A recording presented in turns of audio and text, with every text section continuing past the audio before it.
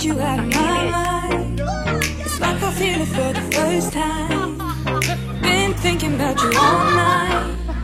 I've been searching for this all my life. You're just my type. I've been looking for. Halo guys, welcome back to my YouTube channel Devita Nobita. Dan hari ini masih sama tahun gratisan. Pasti selalu dibilang gratisan. Kenapa nggak dibilang utang sih lu? Ini udah Nggak ketiga mau. kali loh. Ini udah berapa kali aku ada selalu di videonya kamu ini. Yaudah nanti kita buat pelantikan resmi. Anda dilantik sebagai co-host. Pelantikan, lu pikir gue pemilihan presiden bukan pelantikan? Ya, Anda akan dilantik jadi co-host YouTube Devita Nobita. Emang dapat apa? Terima kasih. Aduh, zaman sekarang tuh terima kasih aja tuh nggak cukup. Karena gitu dibayar thank you. Oh, oke. Oke. Oke, jadi singkat cerita, hari ini kita bakalan cerita. Tadi dia waktu lagi pup di kamar mandi, tiba-tiba dia dapat pencerahan. Ide-ide itu. Maaf, ini nggak lagi pup ya, lagi di kamar mandi. Tadi Pipis. lagi berak. Pipis. Waktu gue tanya mau ngapain, berak. Pipis. Ya udah deh, biar seneng padahal mau berak. Ya, pokoknya ceritanya tadi katanya lagi pipis yang padahal berak. Dia bilang dapat pencerahan. Dia dapat pencerahan kalau gimana kalau kita buat cerita tentang tanjakan Emen. Tanjakan Emen yang ada di Bandung. perlintasan Bandung Subang. Jadi setelah tadi dia bilang gitu, tadi dia bilang dia pernah mengalami kisah yang lumayan Mistis sih di situ. mistis juga di tanjakan Emen itu. Ternyata dia. Jadi terus sejak itu langsung gue baca searching tentang tanjakan Emen, ternyata ada banyak hal sih yang aku dapat dari searching aku tadi. Apa yang kamu dapat? Jadi katanya, singkat cerita guys, tanjakan Emen itu adalah tanjakan kenapa dibilang tanjakan Emen? Katanya pada tahun berapa gitu, berpuluh-puluh tahun yang lalu, itu tuh ada 3 nih ceritanya nih dari orang-orang. Jadi ada 3 versi nih. Ada 3 versi Oke. nih, nggak tahu mana yang benar, mana yang enggak. Back again, yang tahu cuma si Emennya dan Tuhan yang Maha Esa yang tahu. Kisah pertama katanya si Emen ini adalah korban tabrak lari, yang jenazahnya bukannya malah dikubur dengan layak, malah dibuang ke pepohonan, rimbunan pepohonan di sana lah. Yang kedua versinya adalah dia supir truk, dia nabrak, mobilnya kebakaran dan mati di tempat. Dan versi ketiga adalah dia kernet mobil gitu, mobil bus apa truk.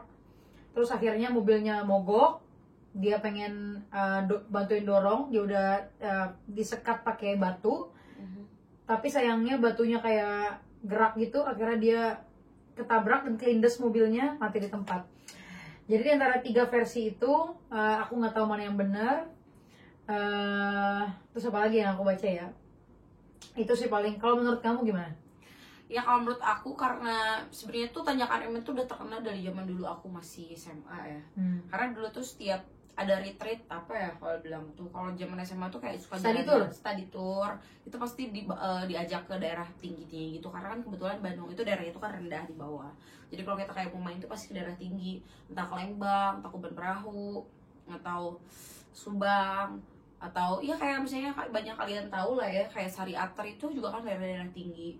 Jadi Cikole, jadi pasti selalu lewat tanjakan tersebut gitu, mau nggak mau gitu. Kalau ke daerah atas itu pasti ngelewatin tanjakan tersebut. Dan konon katanya sih, menurut kata orang-orang produksi itu emang benar, itu tanjakan Emen itu benar-benar yang super horor banget dan mistis banget. Karena aku jadi inget ngomong-ngomong kayak ini, aku jadi mau cerita deh salah satu cerita horor yang pernah aku alami. Ini bukan cerita, ini kayak kisah nyata aku gitu. Jadi dulu aku tuh pernah pacaran. Pergilah ini tuh. Oh, pernah pacaran? Ya. Kalau aku juga ya berarti. Ya pernah pacaran. Akhirnya kita tuh pergi ke Sari Ater, adalah tempat berendam gitu loh. Jadi di Bandung tuh terkenal banget dulu tuh Sari Ater. Jadi dia tuh tempat berendam air panas belerang. Nah kenapa setiap orang itu pasti kalau ke sana itu selalu malam, nggak pernah siang. Karena satu gini, kalau siang satu panas, airnya panas, ketemu panas meledak dong. Nah jadi emang paling enak itu kalau ke sana itu malam. Nah biasanya aku tuh pergi ke sana itu di atas jam 10 malam setelah pulang kerja, dan itu tuh kita barengan ramean dari tempat kerja aku. Jadi di tempat kerja aku tuh ada berapa orang ya, bentar. Dulu aku kerja di daerah PVJ gitu kan. berapa orang ya, kalau nggak salah sekitar ada 6 motor kita tuh jalan, 6 motor. Jadi kita tuh konvoy 6 orang pergi ke daerah Sariater ceritanya. Awal-awal perjalanan sih biasa aja, jalan biasa lah gitu. Kalian udah tahu tentang tanjakan MN ini atau belum tahu? Of course tahu. Oh, berarti hampir semua orang Bandung itu tahu. Rata-rata ya tahu. Oh, oke.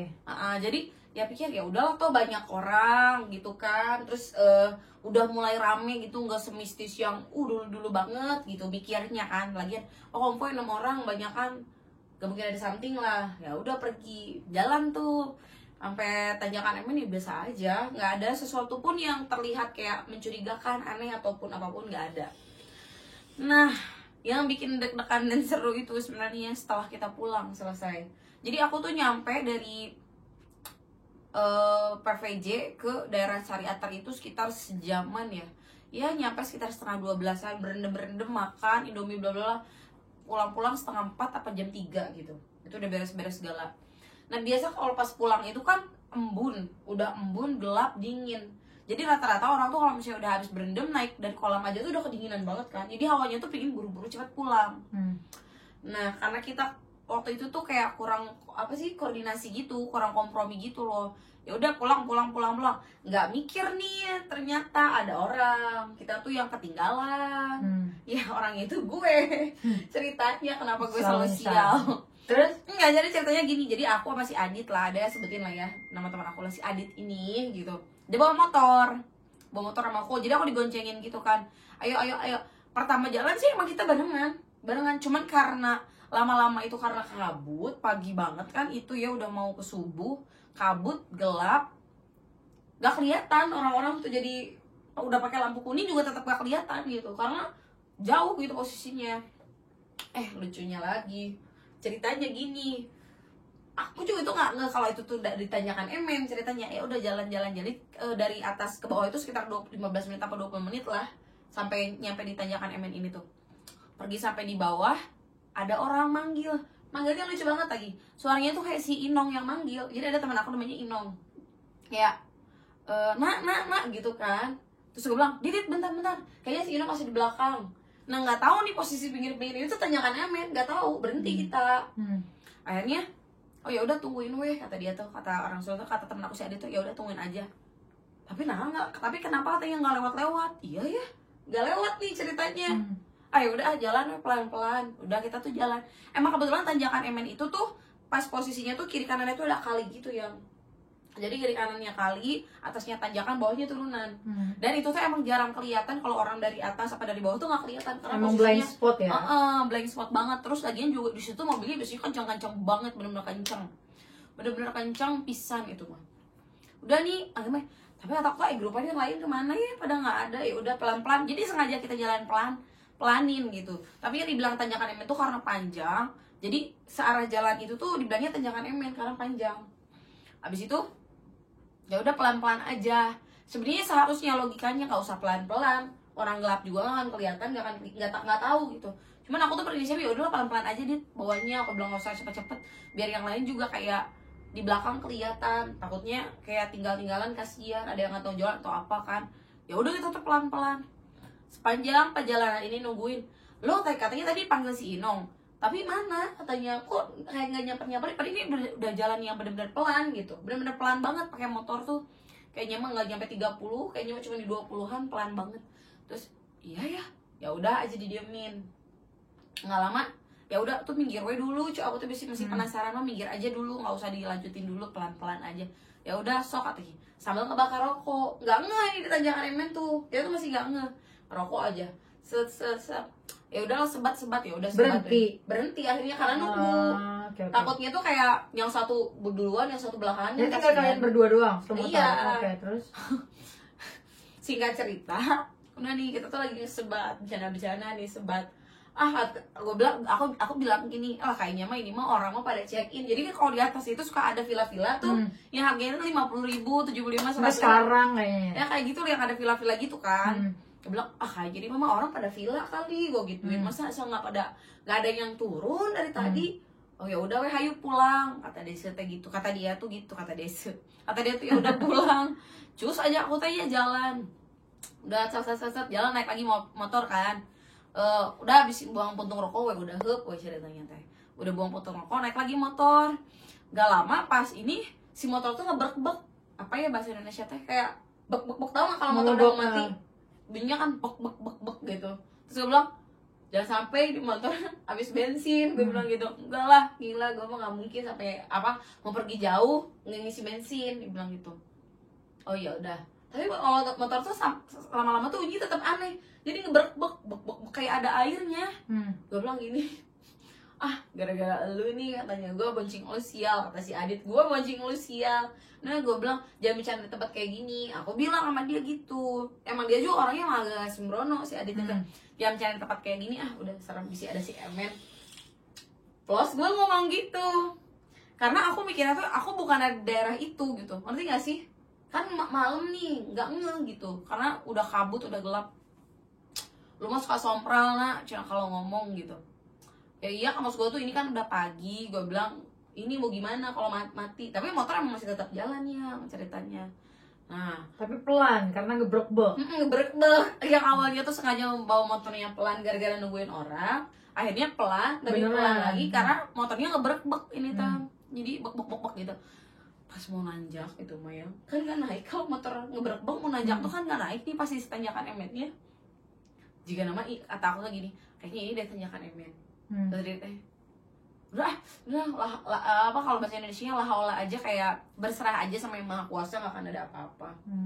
Udah, orangnya aku juga ngerasa di belakang gak ada mobil, gak ada motor, gak ada orang yang lalang, ya udah biasa kita teh. Ternyata teh kita teh lawan arah, saking gak kelihatan jalan, ngerti gak sih? Ya ampun, terus jadi nggak ngeh, itu mah benar-benar nggak ngeh. Saking banyak ngobrol nggak ngeh kita tuh. Jadi kan kalau kita tuh harusnya kan kalau di Indonesia mah sebelah kiri ya, kan kalau di luar yang sebelah kanan ya. Nah ini tuh kita tuh nyetirnya tuh di sebelah kanan. Gak lama itu mau mobil kenceng banget ngelaksonin dari depan. Coba aku lagi tanjakan, dia mau turun, kebayang nggak lo? Iya, terus kebayang nggak tuh nyawa gue untung ada 100 ya. Pas gini, innalillahi, itu mah udah wah. Jatuh atau aku teh ke pinggir. Udah nabrak dia? Enggak nabrak, kita udah kaget lah. Gimana sih orang tiba-tiba ada mobil di depan? Kaget karena kalian ngedorong kan? Aku nggak ngedorong, pelan, tapi motornya ngebrek. Jadi tiba-tiba si mobil yang dari atas ini tuh mau ke bawah, kita yang mau ke atas. Dibelokin lah kita teh ke sini. Tapi sudah sekencang itu nih ya, udah sekencang itu jatuh teh kita teh. Udah jatuh. Kata gue teh ada perasaan kita tuh nggak ngambil jalur sebelah kanan ya, apa kita yang salah, apa emang sini yang salah? Pakai flash handphone karena nggak ada penerangan di situ. Jadi di jalan itu tuh nggak ada penerangan lampu. Sampai sekarang. Oh parah ya. Jadi itu tuh emang gunung-gunung yang pinggirnya tuh kebun teh. Jadi nggak ada penerangan gitu-gitu tuh nggak ada. Nanti deh cobain ya kamu sama aku kalau misalnya tarik ke Bandung. Jadi itu tuh benar-benar jalan los gitu, hutan, di pinggir hutan. Jadi nggak ada lampu-lampu kayak rumah-rumah warga, nggak ada. Kecuali yang jual-jualan, tapi itu juga nggak pas ditanyakan emennya yang jualan. Jadi ada yang jual-jualan kayak Indomie, pisang bakar yang gitu-gitu. Jatuh lah kita, udah intinya pas di situ jatuh. Aku ngomong sama dia, perasaan aku bilang tadi tuh kita tuh bawa motor tuh sebelah kiri ya, kenapa jadi di sebelah kanan? Iya deh, perasaan aku juga nggak belok-belok. Kata dia tuh gitu. Apa mungkin gue bilang lu kali nggak sadar, kalau bawanya di sebelah kanan. Enggak nak, katanya gue, lu lihat lah, gue juga orang motornya nge-break, dia bilang gitu. Oh ya udah weh, udah jatuh nih kotanya, ada luka di pinggirnya, udah dibawa ke disengaja dibantingin, udah takut ketabrak. Udah weh ceritanya, ya udah. Aku tuh nelponin weh anak-anak, di mana aku teh pada di mana ini, tolongin dulu aku jatuh sama si Adit, aku bilang gitu. Terus kata si temen aku, si Inong sama si Nopi bilang kayak gini, orang kita mau udah di Lembang, udah di bawah, lo masih di mana? Lah, gue bilang tadi si Inong manggil, mana ada si Inong? Aku gituin di telepon tuh, Inong tadi manggil, aku bukannya nungguin, nggak manggil katanya, kan kalian emang paling belakang tadi jalannya. Terus kata si Adit, lu sih katanya, makanya kalau lewat sini kalau dia manggil nggak usah didengar. Ya kan si Inong sendiri. Inong berdua sama lakinya. Oh ya udahlah, harusnya tinggal aja, dia juga berdua kan gitu. Ya mikir tuh karena bareng-bareng, ngerti gak sih? Kalau konvoy pakai motor kan seru, bisa yang bercanda-bercanda ngobrol, jadi nggak sepi gitu niatnya. Jadi Inong sama suaminya tuh udah di bawah dan aku tuh masih di atas. Jadi yang tadi manggil tuh nggak tahu siapa. Si Adit marah-marah lah sama aku. gara-gara lu nih, pokoknya dia jadi marah aja ke aku intinya, gara-gara katanya kalau ada yang ngomong itu nggak usah didengar, udah takutnya apa. Sekarang kalau kayak gini siapa yang mau nolongin gitu pokoknya marah lah. Aku juga marah balik kan, karena aku kesel kenapa jadi aku yang ngeselin nih. Aku kan mikirnya secara berteman nggak mungkin ninggalin temennya dong. Aku pikir ternyata ya salah. Itu dari situ satu, jadi aku tuh kedua sial di situ, ngedengar orang manggil, terus kedua hampir ketabrak gara-gara tanjakan MN itu. Jadi menurut aku emang mistis banget di situ, karena setiap nggak tahu ya, ini sering banget orang-orang itu kalau pagi malam celaka tuh sering entah kesleo, entah jatuh keserempet, karena benar-benar blank spot. Udah gitu emang mistis banget hawanya di situ. Jadi tapi waktu kalian jatuh itu akhirnya teman-teman nolongin naik ya, ke pada atas. naik ke atas. Oh, pada nolongin. Kalau naik ke atas. Terus motor kalian akhirnya nggak brek-brek. Nggak brek-brek. Pas udah jatuh. Nggak brek-brek kayak gitu, jadi kan motornya tuh jadi nggak brek-brek. Pas ada teman-teman yang lain nggak brek-brek. Terus emang kita tuh posisinya udah ada di sebelah kanan, bener-bener di batu-batu yang sebelah kanan itu. Bayang nggak? Jadi ya itu sih bisnis aku yang aku alamin sampai sekarang itu nggak bisa lupa. Itu gara-gara tanjakan MN itu pas aku pertama kali kerja banget itu, main ke sana pertama kali kerja bareng sama grup-grup yang kerjaan itu, iya dapat kayak gitu. Tapi kalau dari infonya yang aku baca-baca ya, aku baru ingat juga nih. Katanya tuh makanya di tanjakan MN ini nih banyak orang yang buat mitos-mitos kalau mau aman gitu, itu harus seenggaknya buang koin atau puntung rokok. Buang koin atau rokok. Ya katanya sih kalau itu sih ya, tapi aku nggak begitu ya. Atau nggak bunyiin klakson. Ya kalau bunyiin klakson iya. Ya, katanya nggak bunyiin klakson, buang rokok atau koin. Sampai tadi yang aku baca-baca ya di internet, ada juga yang bilang katanya ada yang buat mata pencaharian gitu. Jadi orang pada ngebuangin koin, ada yang nyari koin sampai ngumpulin udah sampai 3 kali gede katanya. Itu jam aja nih koin udah banyak, udah ada yang ngumpulin udah berapa, 10.000 berapa. Tapi emang bener sih itu kalau soal klakson bener, karena kadang tiba-tiba. Ya sebenarnya itu kalau yang ya sebenarnya dengan logika aja, ibaratnya bukan tanjakan MN pun kalau emang blind spot kayak gitu, posisinya naik turun tanjakan terus kia ya pasti logikanya klakson biar orang sana tahu gitu. Ada orang, logikanya gitu. Even bukan di tanjakan MN gitu, di semua tanjakan juga gitu logikanya, ya nggak sih? Iya bener banget, bener.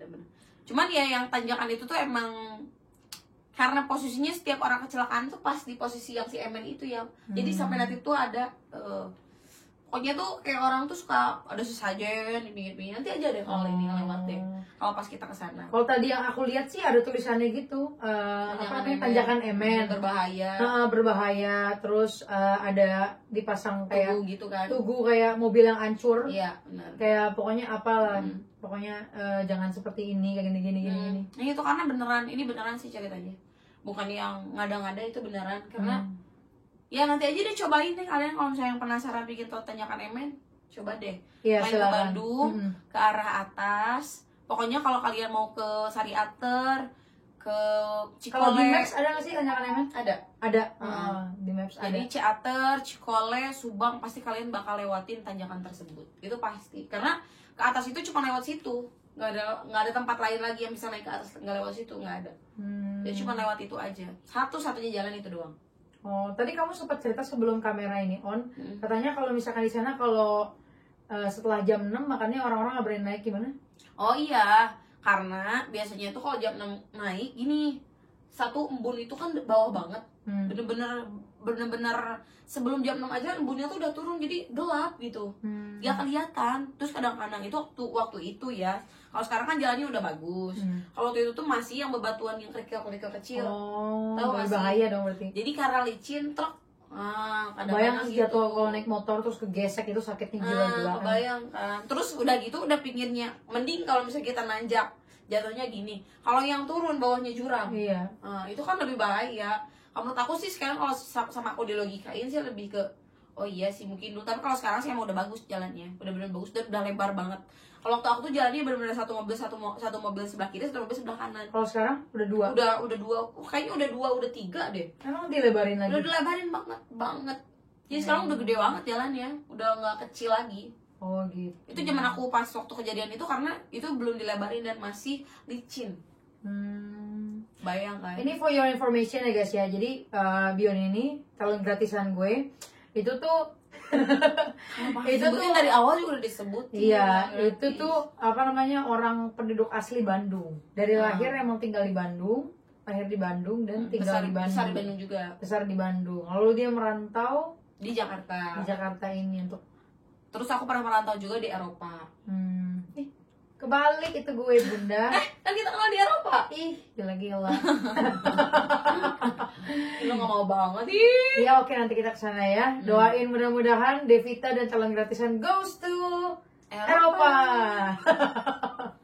Yaudah guys, gitu aja video kita. Kalau suka dengan cerita-cerita horor kayak gini, silahkan terus di komen, tinggalin like. Jangan lupa buat komen, subscribe. Tinggalin like-nya tinggalin guys. Nah, tinggalin like-nya, tinggalin, yang penting jangan ninggalin satu sayang-sayangnya. Nah gitu lu cerita. Oke guys, sedikit. gitu aja. Terima kasih banyak. Terima kasih telah menonton. Terima kasih banyak telah gratisan aku. Terima kasih Sama-sama. banyak guys. Jangan lupa like, komen, dan subscribe video gue biar gue semangat terus bikin video, dan sampai ketemu di video selanjutnya. Bye.